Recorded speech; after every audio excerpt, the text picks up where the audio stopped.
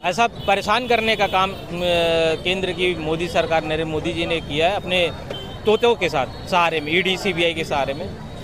विधानसभा में तमनार का मुद्दा उठाने वाले थे माननीय मुख्यमंत्री पूर्व मुख्यमंत्री भूपेश बघेल जी ने। उनका एक दिन पहले ही सुबह उनके बेटे के जन्मदिन के अवसर पर उनके यहाँ ईडी रेड पड़ जाती है। तो ये दरअसल बलात्कार हत्या की घटनाएं सामने आ रही है। आज रायपुर को आपने अपराध का गढ़ बना दिया है।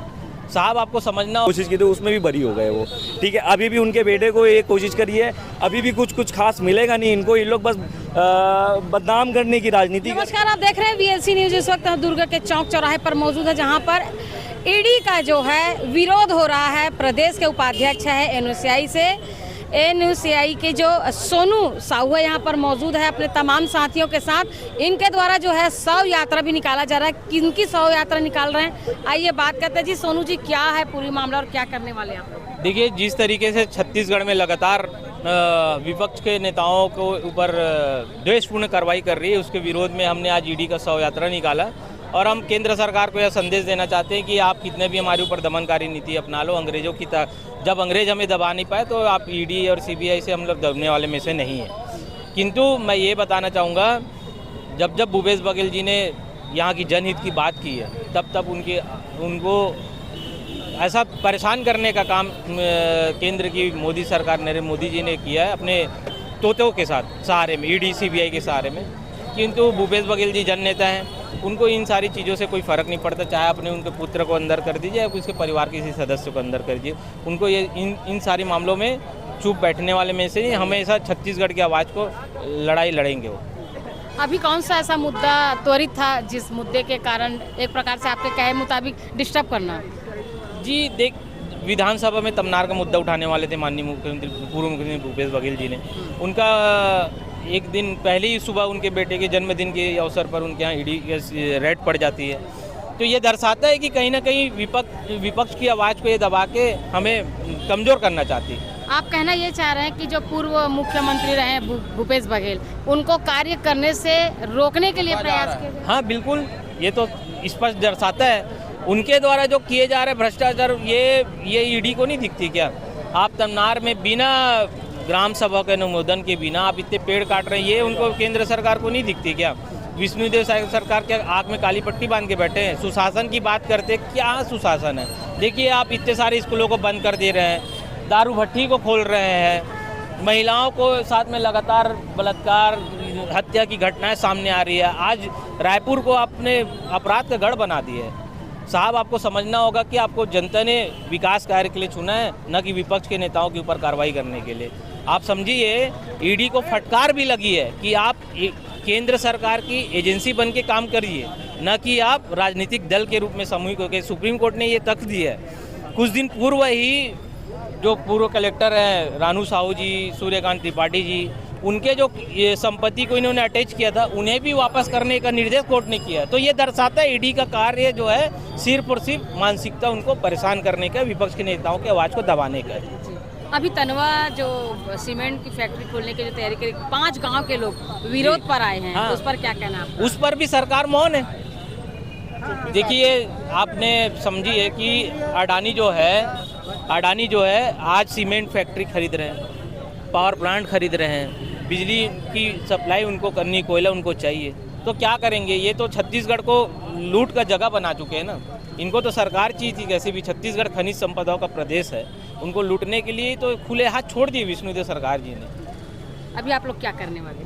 हम लोग अभी ईडी का 100 यात्रा निकाल के यह संदेश देना चाहें कि हमारे नेताओं की आवाज़ आप ऐसे ही नहीं दबा सकते। एनएसवाई हर पल कांग्रेस पार्टी के एक नेताओं के साथ खड़ी है और पूरी मजबूती के साथ खड़ी है। कका भी जिंदा है, कका भी जिंदा है। जिस प्रकार से ईडी के द्वारा कांग्रेस पार्टी के नेताओं को परेशान करने का प्रयास कर रहे हैं, उसके विरोध में आज दुर्ग एनएसयूआई के द्वारा ईडी का 100 यात्रा निकाला गया, जिसमें ईडी को यह संदेश देना चाहते हैं कि वो अपना कार्य बिना दोषपूर्ण ढंग से और निष्पक्षता के साथ करे, विपक्ष के नेताओं को दबाने का प्रयास ना करे। कहीं ना कहीं मोदी बहुत समय से पूर्व मुख्यमंत्री भूपेश बघेल के ऊपर लगे हुए हैं कि उनको अंदर कराया जाए, लेकिन कहीं ना कहीं उनके खिलाफ कुछ मिल नहीं रहा, क्योंकि कुछ किए नहीं तो क्या ही मिलेगा। तो वो क्या, कहीं ना कहीं उनके परिवार को कमज़ोर करके भूपेश बघेल जी को कमज़ोर करने का प्रयास किया जा रहा है। इसलिए आज एनएसयूआई के द्वारा ईडी का शव यात्रा निकालकर पुतला दहन किया गया। इस तरह का पुतला दहन क्या दुर्ग में हो रहा है कि पूरे छत्तीसगढ़ में? पूरे प्रदेश में हो रहा है, हर जगहों पे हो रहा है, हाँ, ठीक रायपुर है, बिलासपुर सब अलग अलग दिन पे कर रहे हैं अपने सुविधा अनुसार। हमको तो लोकतंत्र में विरोध करने का भी अधिकार नहीं है।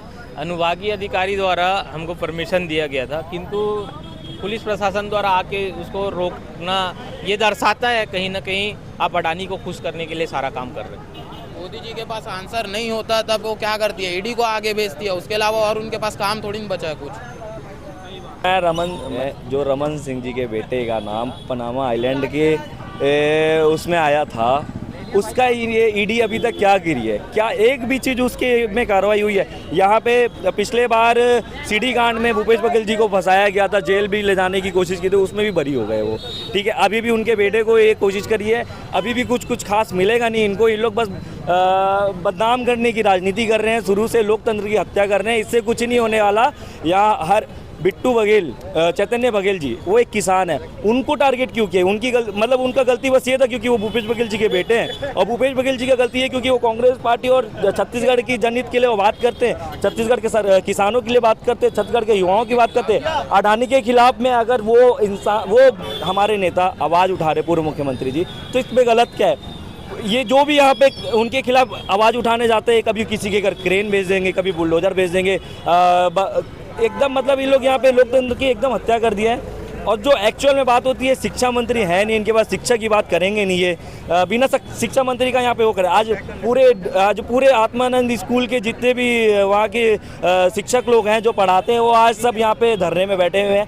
आज एक भी पढ़ाई नहीं हो रही है, कोई भी आत्मानंद स्कूल में एक भी पढ़ाई नहीं हो रही है। आप देखेंगे, आपकी टीम होगी तो आज पूरा पीरियड खाली, कितना नुकसान हो रहा होगा बच्चों को। अगर बच्चा शिक्षित ही नहीं रहेगा तो फिर इनसे नौकरी नहीं मांगेगा। इनका एम ये है कि युवाओं को, बच्चों को शिक्षा नहीं देना है, और युवाओं को शिक्षा नहीं मिलेगी तो ये नौकरी नहीं मांगेंगे, नौकरी नहीं मांगेंगे तो इनके पास नॉलेज रहेगा, तो पूरा चीज़ अडानी को बेचना है। इनका मेन मोटो ये है।